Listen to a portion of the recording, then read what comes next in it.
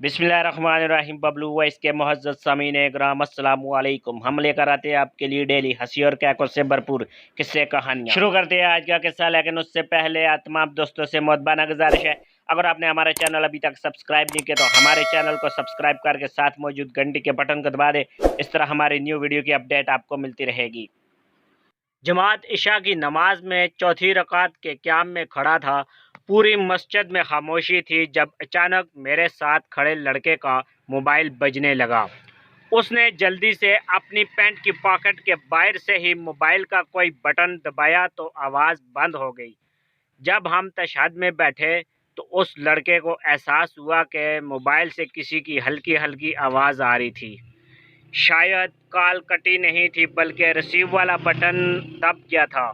اس نے تشہد میں بیٹھے بیٹھے ہی کال کاٹنے کے لیے کوئی بٹن دبایا، مگر شومیری قسمت کے اسپیکر آن ہو گیا۔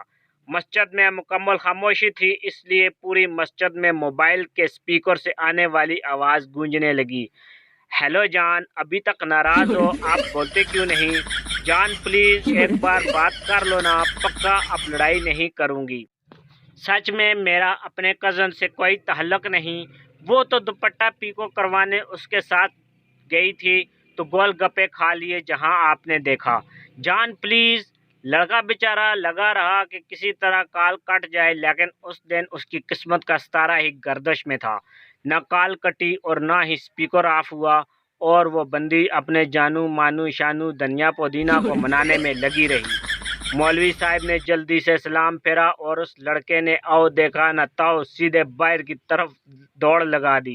اس کے پیچھے اس کے والد محترم بھی جوتی پہننے کی بجائے ہاتھ میں پکڑے باہر بھاگے، اور پھر باہر جو ہوا اس کے آگے مورخ کی خاموشی ہی بہتر ہے۔